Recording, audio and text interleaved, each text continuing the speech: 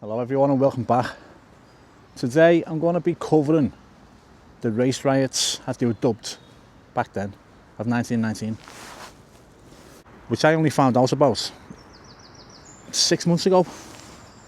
And how it come about was when I covered the riots in Liverpool, which I didn't mean to cover, it just happened. I was covering a protest which then turned riotous in the city, and a lot of damage was done. So I've done a little bit of research into it after that, and I come across the story of the race riots of 1919, which I'll get into now. So during World War One, as the years went by, all the men went off to fight the Great War, and it left a massive shortage in the country of workers. So those vacancies had to be filled somehow, and the government, the country, looked to West Africa and the West Indies to bring people into work. These black workers come over and they settled here, up and down the country, that is, not just in Liverpool. But the black community grew by 5,000 during that time. The black workers that were brought into work in sugar refining, chemicals and in munitions. So when World War One ended in November 1918, all the men that went off to fight came home and found that they had no jobs to go to because the positions had been filled. And because there was no need for the likes of munitions, it left less jobs. But there was a bigger population in the city. So, understandably, the men that come home from fighting weren't happy about it. So between January 1919 and the summer of 1919, up and down the country, tensions were building and fights were breaking out. And this was in the likes of Cardiff, London, Hull, Liverpool, Salford, all over the country it was happening.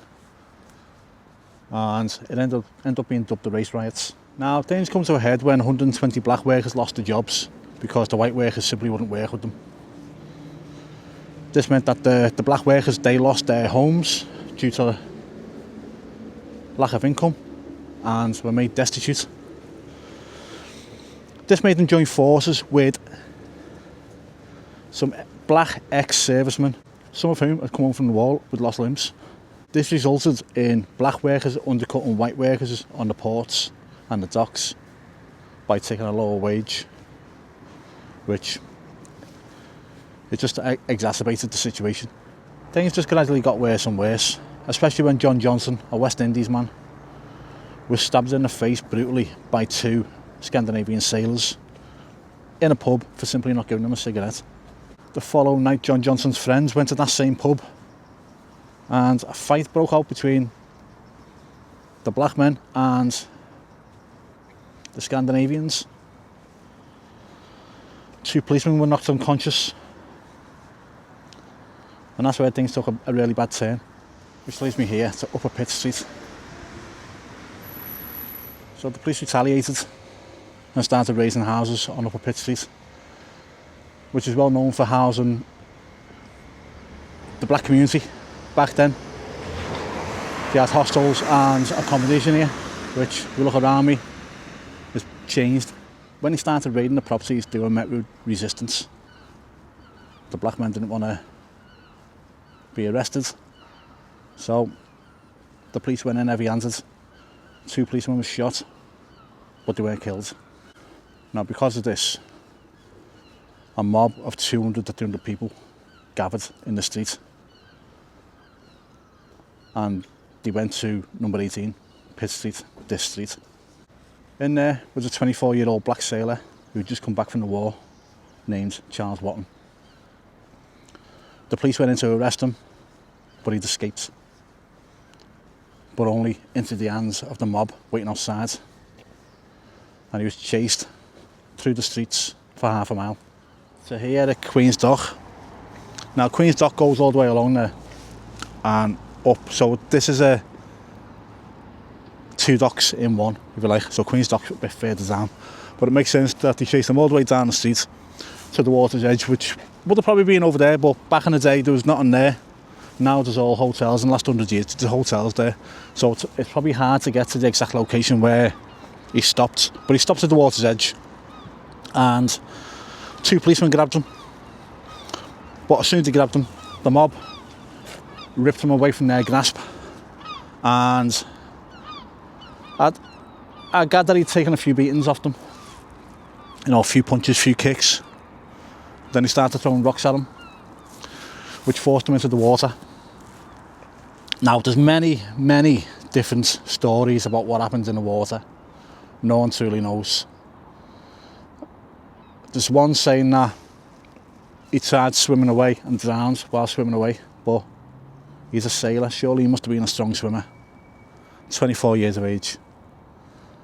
And the other theory is he was still throwing rocks at him while he was in the water.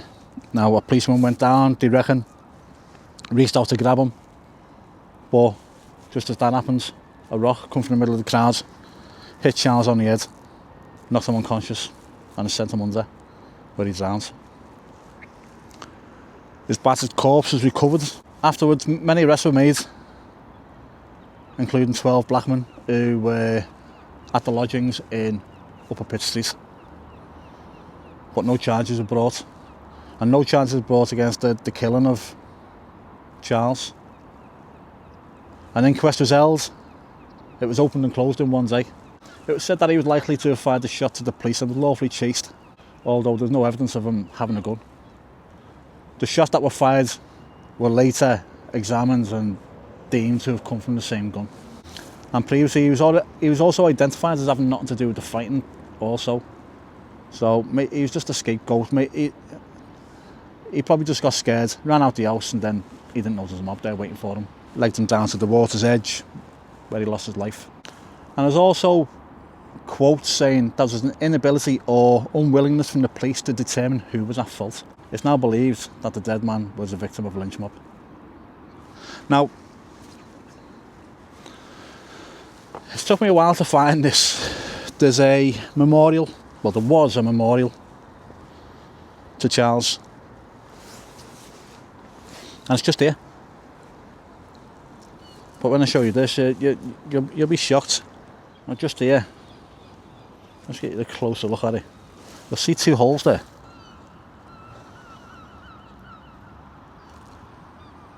That's where the memorial was.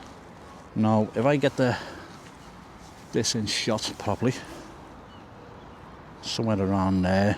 No, it's somewhere around here, like that. And I'll put a picture on the screen now of where the memorial was on this stone. Now I've been here and then I've walked about 3 miles thinking I was in the wrong place, only to find out it was here.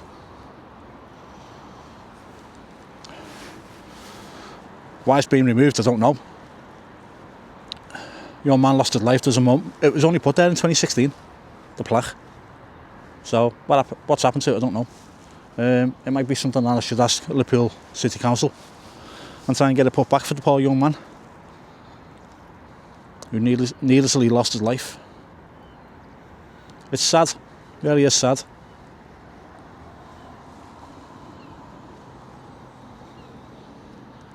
No, he was a serviceman. Did he fire the shots? There's a lot of reports saying it wasn't him. He was nothing to do with it. He was nothing to do with the fighting at all.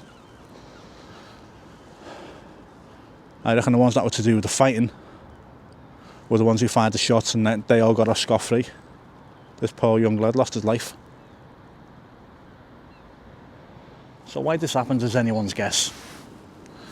My own theory is a load of British lads went off to war, a massive war that lasted years. When they come home, all the jobs were taken. And it's the same argument today, you know, jobs were taken by foreigners. And that's what it's probably down to. It's probably not down to the skin colour. It's probably the fact that they weren't from this country. Now, the government could have said to the men coming in, when the war's over, we'll repatriate you back to your own country, give it a good payoff, buy you a property in your home country. Maybe they could have done that, but it would have come with its own arguments as well of, you know, these people have set up home here now. They've been here for years. Families, they're now living here. It was just a massive mistake. You know, what could have they done to have made things better? How could they have made more jobs so that everyone had a job? You know, the lads who come home from war that wanted to leave the military, obviously wanted to still work and provide for the families. You know, and a lot would have come back with, you know, mental problems,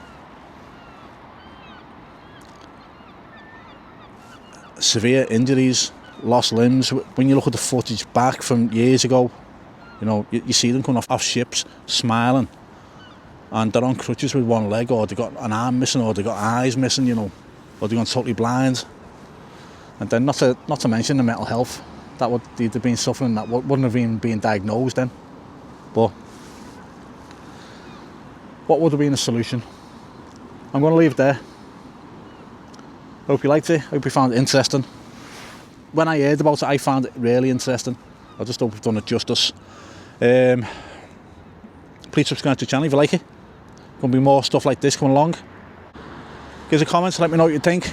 Let me know your own theories, or if you know more about what happens to Charles Watton. Give it a thumbs up, and thanks for watching. I'll speak to you all soon. Bye now.